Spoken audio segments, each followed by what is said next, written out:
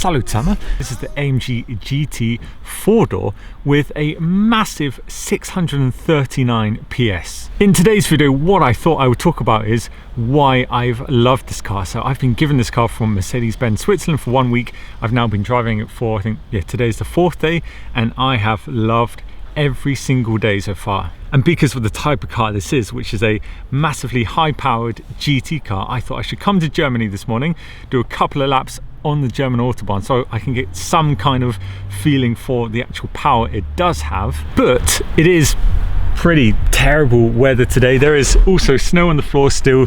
Before you do any high-speed driving whilst you have winter tires, which of course I have on this, you should always check the speed rating. There should always be a letter on the tire, and that translates to the maximum speed you can do in the winter tire. So this Michelin winter tire I have on the car at the moment, I know has a speed rating of W, which translates to maximum speed of 270 kilometers an hour. Now, from what I know, anything above that, basically because winter tires are made of a lot softer compound, they can start falling apart, which is something you definitely don't want at high speeds.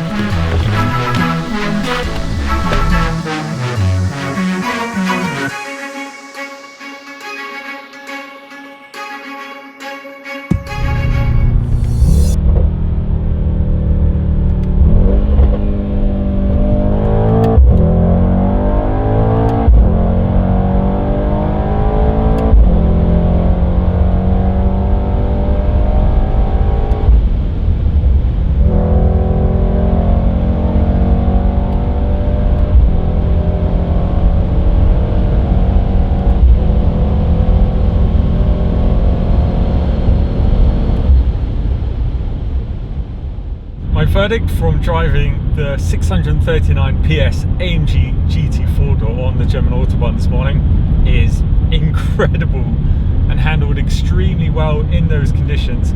I felt very secure, and the sound, what do you guys think about the sound?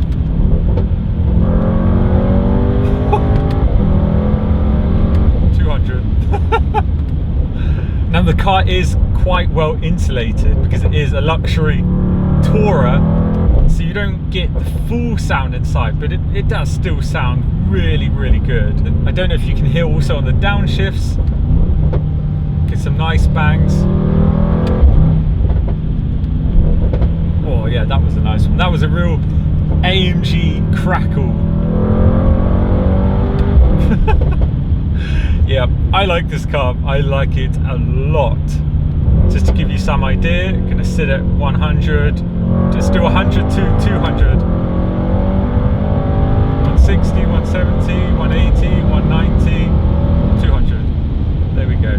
A lot of fun, my friends, a lot of fun.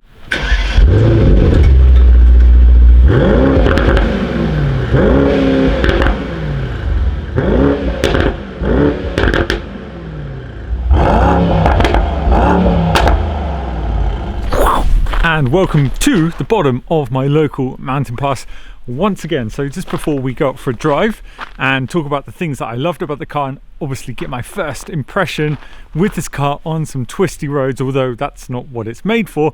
Nonetheless, if you do end up owning one of these at one point in your life, I'm sure you're going to go and take it to a mountain pass. But first, let's take a look at a few things around this car. Let's start with the back of the car. Do like it. It is very beefy, I think is the word. So I've been given this with the winter wheels on, so they don't look as good as the originals would, and they're also extremely dirty. Now this for me is the highlight of the car, the front. Can we just take a minute and appreciate how good this looks from the front, especially these bonnet bulge lines coming down and straight on. I mean, can you imagine having this behind you on the road? It is one mean machine. I need to show you this. Look at this fake vent on a real AMG. Terrible. This is so cheap and tacky. I can't believe that's fake. Space in the back really is quite reasonable, to be honest. Visibility, not bad. Comfort, good. Even with me sat in the front, I'm quite long, so I have the chair relatively far back. Even with that, it's not too tight at all. Just feels a little bit dark really back here, but apart from having these tiny, cheap, ugly lights up here, it is comfortable and there is enough space even for someone my size with someone my size sat in front, if that makes sense. Let's go drive some twisty roads. I keep forgetting to put it in gears down here now after driving Mercedes-Benz for years. I'm so used to it being up on the side here. It's really taken some time to get used to, but I do like it down here. Excuse my throat today. I've been a little bit ill the last couple of days. Got it in sport mode, in fully manual.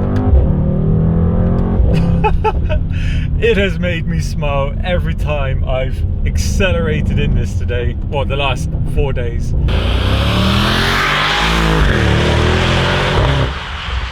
This is being pulled up this mountain pass by twin turbo V8, as I said before, with 639 PS. This does have four-wheel steering, which is definitely needed considering the size of it, and it does work extremely well. Bearing in mind the size, these first few corners feels incredible. Tell you what we need to do is try the launch control, but first I need to figure that out. How do I use launch control? Okay, we're in Sport Plus mode, foot on the brake.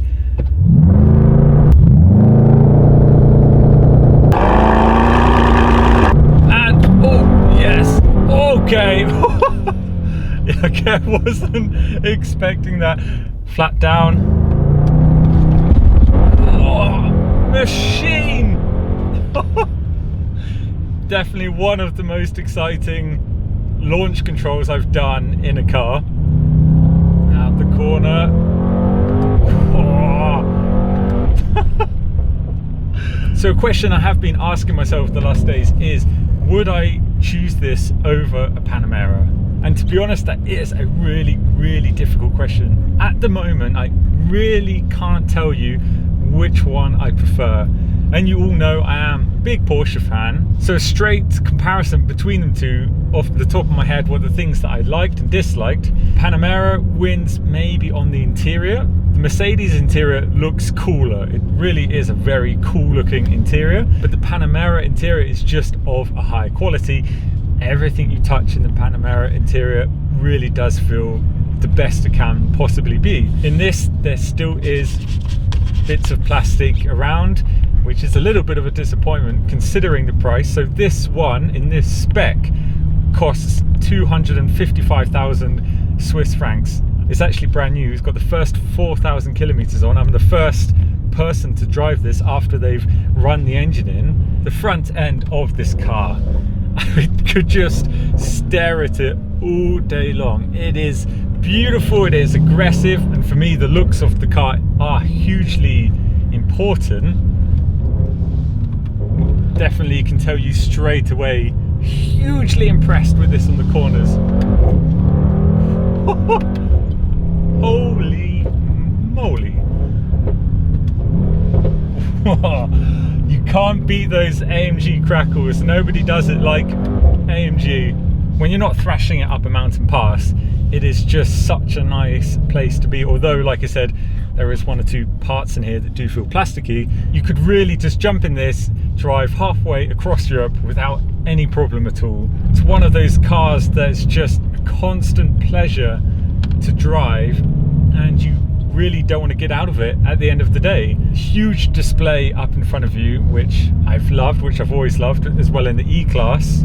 You can scroll through directly on the dashboard with these two touch sensitive buttons here. You just literally swipe your thumb across them. You can choose between a series of designs with the speedo and the rev counter. There's just loads of stuff to play with.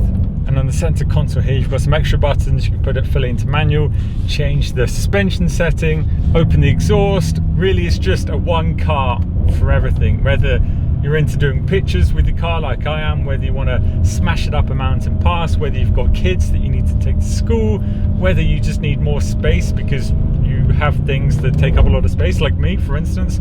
I have endless camera equipment, so yeah, I would love this as my one car. I don't think you're worth the trouble. I think it's over, then you make it double.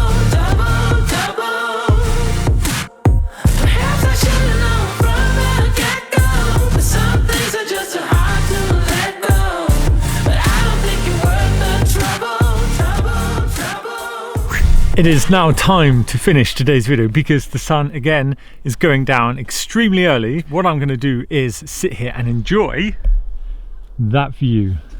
Check out that view, epic. Got the moon up there as well. Life in the mountains is pretty nice, to be honest. Do I prefer it to Panamera? I honestly still can't say. I really would have to drive them back to back. But for me, it's ciao for now. I don't think you're worth the trouble. Are you ready?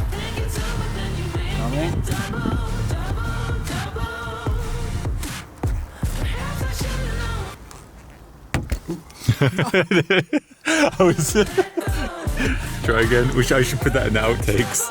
That'd be comfortable. Boom. I was waiting for that. Classic.